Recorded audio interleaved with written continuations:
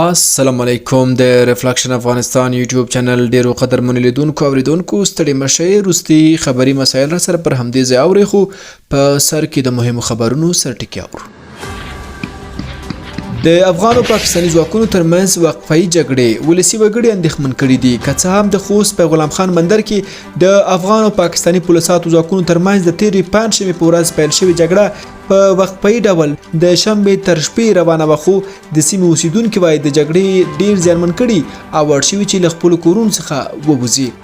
افغان ټک ټاکرانو ته د جنرال موبین ګواښ اصلاح شي که نه موږ مو اصلاح کولی شو. په ټولنیزو پاڼو کې تازه ویډیو لاس په لاس کېږي چې جنرال موبین د قلیل په نوم یو ټک ټاکر ته ګواښ کوي او ورته وایي چې اصلاح شه که نه موږ مو اصلاح کولی شو. اوس نه درته وایم ولا په دوبۍ کې خلک ستا داسې خلک تا ته اشاره ورته وکړم که تا بیا مور ته وویله چې اوبه راکړه. راتلونکي 10 کلونه به ځینې دندې له منځه یوسي. د کار بازار د بل هر وخت په پرتله ګړندی بدلیږي او ډېرې داسې دندې چې نن شته ډېر ژر به له منځه لاړې شي. او په ایران کې د چاودنې له کبله د 21 کسانو وژل کېدل. د راپورونو له مخې ایران کې د ډبرو سکارو کان کې چاودنې لږ تر لږه 21 کسان وژلي او 24 ورک دي.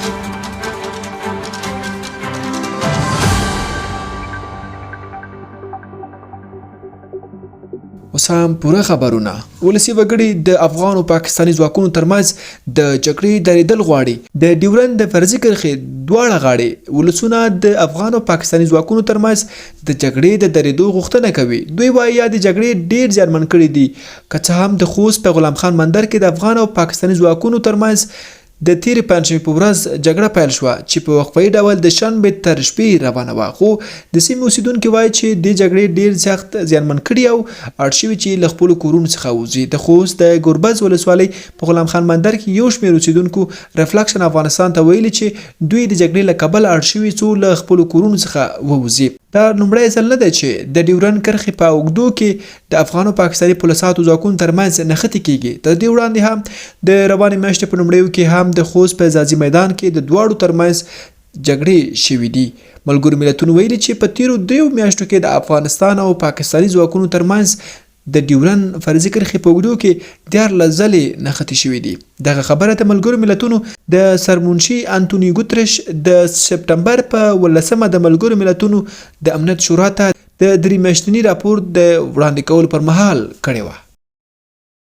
د پاکستان په خیبر پختونخوا کې میشت یو شمېر افغان سندرغاړي وایي په کډوالۍ کې له سختو ستونزو سره مخ دي. دوی چې پر افغانستان د اسلامي امارات تر بیا ځلې واکمنۍ وروسته دغه هیواد ته کډوال شوي وایي چې د بې روزګارۍ ترڅنګ د ویزې د نه تمدید د کورونو لوړې کرایې وي او د ماشومانو نامعلوم برخلیکي هغه ستونزې دي چې دوی ورسره مخ دي. دوی وایي چې اوس وخت کې په پاکستان کې له ډېرو ستونزو سره مخ دي او همدارنګه ماشومان له تعلیم څخه بې برخې دي. ستونزې خو ډېرې زیاتې دي دلته په پېښور کې هم او وطن کې خو هماغسې حالات دی او کوم نمونه چې زموږ دلته راغلي اقتصادي ستونزې هم شته دی د بچو تعلیمیت نه محرومه دي. الله ګواه دی چې د غرمې لري د شپې نه لري که د شپې ولري د سهار نه لري پاتې شوه د کور کرایانې قسم په الله چې زموږ د فنکاران څوک د 2 میاشتو قرضدار دي څوک د 3 میاشتو چا باندې بیلونه شاړ دي. د به مې بیا د کلي خان کې یا ماته د کلي ماشومان دعا کوینه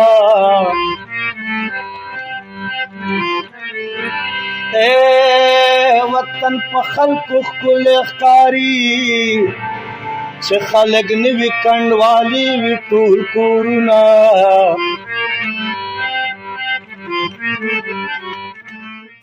په لاهور کې د پاکستان د تحریک انصاف ګوند یا پی ټی آی هغه ناسته پای ته ورسېده چې د پخواني لومړي وزیر عمران خان د خوشي کېدو په پار د هغه د پلویانو لخوا برابره شوې وه.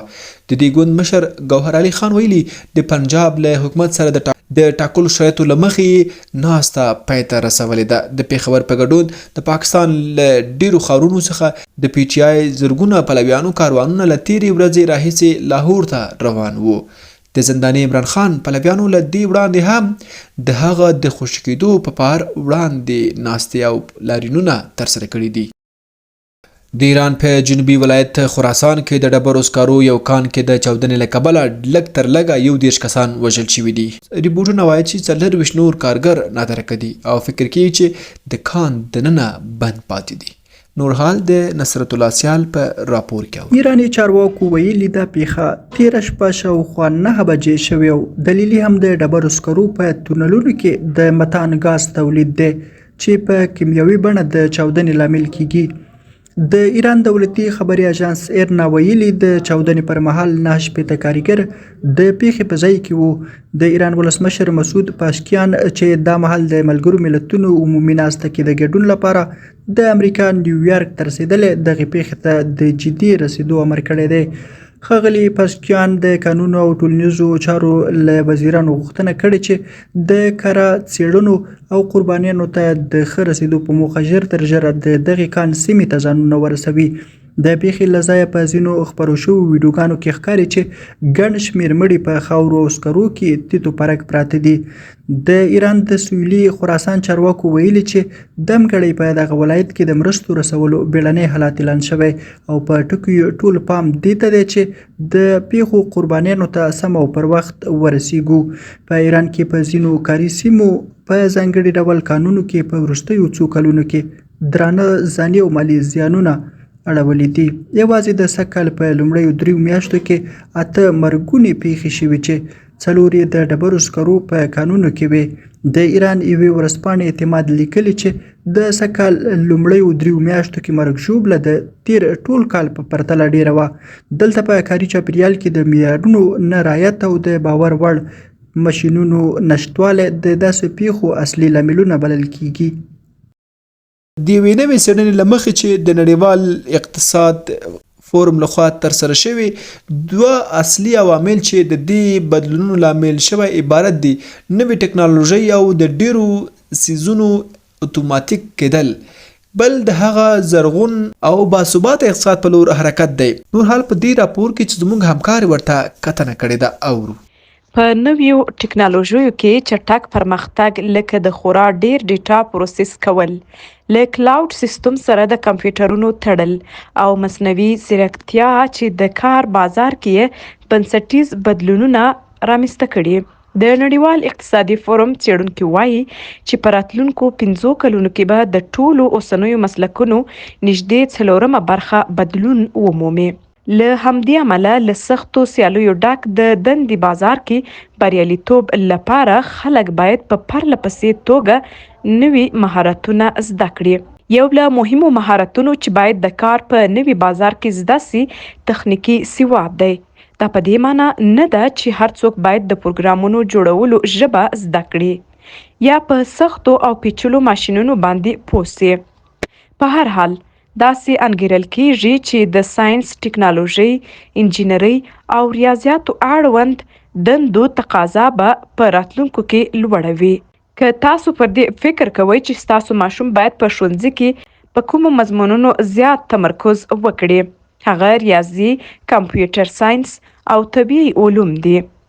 بل مهارت چې تاسو باید ورته پام وکړئ هغه یو تحلیلي فکر دی.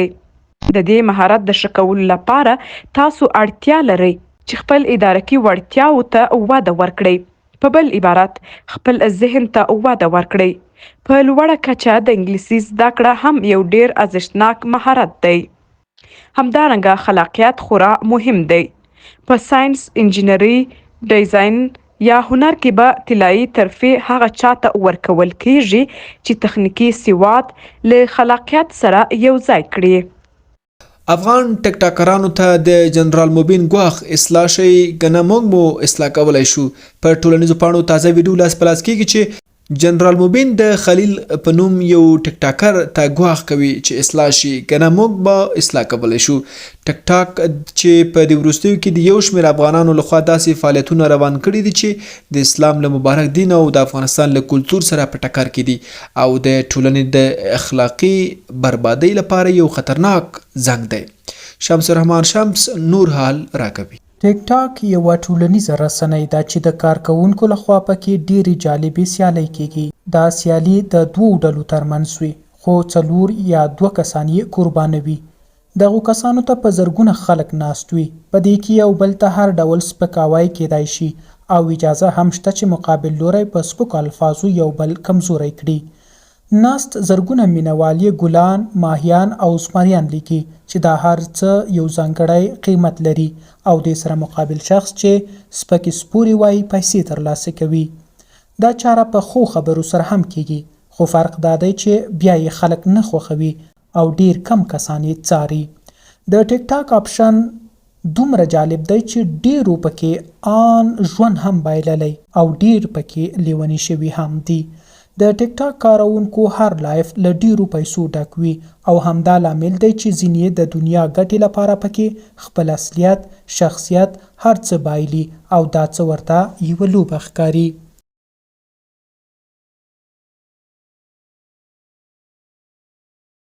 ټیک ټاک کې اوس د افغانانو او پاکستانیانو ویډیوګانې ډېرې لیدل کیږي او ډیر وخت د دواړو لورو ترمنځ د جګړو سبب کیږي چې دا تر فزیکي جګړې هم بد تمامیږي. د دواړو هیوادونو خلکو کلتور، مذهب او ملي نښانونو ته پکې سپکاوی کیږي. په اوس وخت کې هغه افغانان چې په ټیک ټاک کې ډیر مشهور دي او ډیر زیات څارونکي لري هغه تر زرګونو رسیږي. خو موږ یې د 3 هغو کسانو نومونه اخلو چې خلک یې ډیر په غوسه کړي دي. په دغو کسانو کې لومړی ولی الله په نوم یو ځوان دی. په غالب ګمان نوموړی به 20 یا 22 کلن وي. په ټیک ټاک کې دومره مشهور دی چې مینوال یې تر میلیونونو رسیږي. دا شخص په ټوکو، خبرو، چالاکۍ او د افغان په نوم د ټیک ټاک په نړۍ کې د بادشاه نوم هم ګټلی دی. دی په ټیک ټاک کې د ښکلو انجونو د شاهزاده په توګه معرفي شوی. د نړۍ د بیلابیلو هیوادونو څخه ورسره انجونې ملګري کیږي او د سره په ټیک ټاک کې لایف خپرونې کوي. څو کیسې د مینې ډېرې مشهورې دي. لومړی بادشاه په نوم یوه انجلۍ وه چې ده ورسره د مینې خبرې کولې، خو وروسته یې له یوه هلک سره په ویډیو کې وکتله چې بیا یې د پرېښودو سبب شوه. ورپسې هندۍ ریشما په نوم یوه انجلۍ وه، هغه هم ورته پیښې سره مخ شوه او ترې لاړه.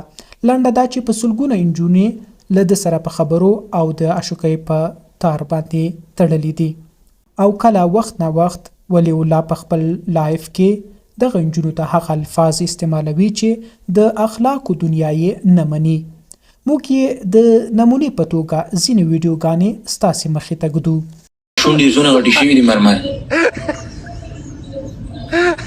زه درله یوه ښځه راولم ودرېږه هغه تا سره ګیم وکړي ته هغه سره جوړ وي. د جنکو نه بغیر د سړو وخت نه تېرېږي که نه؟ او د جنکو خو د هلکانو نه هم بغیر وخت نه تېرېږي که نه؟ ته سړي لورې ته ولې ښځه نه یې؟ دا جینۍ تا سره جوړه ده ودرېږه. نه ما له جینکۍ مه راله، زه جینکو ته زه نه ګورم نور. راولم زړه ښځه. زه په زړه ښځه تپم، ولې زه تا ته مړویسي ښکارم زړو ښځو ته به ګورم. سوهانه چې راشي دونه خوند به وکړي چې مه کوو پوښتنه. مړه مونږه څوک وو؟ زه دونه د قسمت خور بچی مې وادرې ما نه جینکۍ چپې اخلي. ورپسې کس خلیل الله نومیږي چې په دې وروستیو کې له یوې نجلۍ سره د مینې ګرمې خبرې ډېرې مشهورې دي او دې څه د افغانانو غوسه راپارولې ده. جنرال موبین له هغو افغانانو څخه دی چې د نوموړي د دې کړنې په خلاف یې غږ پورته کړی او هغو ټولو ته یې ګواښ وکړ چې د اسلام او افغانیت خلاف په ټیک ټاک کې فعالیتونه کوي. نوموړي په خپلو خبرو کې ویل چې د ټیک ټاک یو لیست ورسره دی چې ډېر ژر به یې د اسلامي امارات له امر بالمعروف سره شریک کړي او هغوی ټول به اصلاح کړي. نوموړي ویلي دوی فکر کوي چې له هېواده بهر دي او هر څه چې کوي د افغان په نوم یې کولی شي، خو داسې نه ده. کورنۍ یې دلته دي او موږ به له هغوی سره حساب وکړو. مسل سړی، لوچک سړی، بېناموسه سړی، مخامخ درته وایم خپله خور نه لرې، مور نه لرې، عزت نه لرې، وقار نه لرې، د اسلام په جامه کې ته خبیث کوم کارونه کوې، دا څه چې څه کوې هندوت نه کوي. سلما کوچه مردګه وه، کوچه بېناموسه په انسانیت به دې راته ویلي تر تا ښکرور قسم په خدای مونږ سم کړي چې ښکرې له اسمان سره لګېدل سم کړي م دي. اوس نه درته وایم ولا په دوبۍ کې خلک سته، ته داسې خلک ته اشاره ورته وکړم که تا بیا مور ته وویل چې اوبه راکړه زوی به دی یم ټیک ټاک ته د دې دپاره نه یم راغلی چې فحاشي وکړم د همدغه دپاره راغلی یم چې تا غوندې بېناموسان تا غوندې د مور او پلار ازاریان تا غوندې حرامیان زه لارې ته راولم. د قلیل څخه وروسته یو بل کس چې په وکیل مشهور دی په ټیک ټاک کې د کنزلمار په نوم شهرت پیدا کړی او خلکو سره هر خبره یې له بدو ردو سره ملګري وي. هغه په یو بحث کې تر دې حده غیر اخلاقی شوی و چې ټیک ټاک کمپنۍ پرې اکاونټ بند کړ. باید وویل شي چې ټیک ټاک کې ډیر زیات شریف خلک هم فعالیتونه لري چې د هغوی فعالیتونه او لایفونه له پند او له عبرت خبرو ډک دي او خلکو ته پکې په فکري لحاظ ډیره ګټه رسیږي، خو ځینې بیا داسې دي چې په کتلو یې سړی د شرم احساس کوي. شمس رحمان شمس، ریفلیکشن، افغانستان. او د اسرایلو پوز وایي لسګونه جنگي الوتکې د شنبې ناوخته یو ځل بیا د لبنان سویل کې د حزب الله ډلې پر اړوندو ځایونو پراخ بریدونه کړي دي. له تاسې ټولو په ډېرې مننې سره د نن شپې خبري مسایل مو هم دومره و. له لیدو اورېدو مو ډېره مننه. ښه شپه.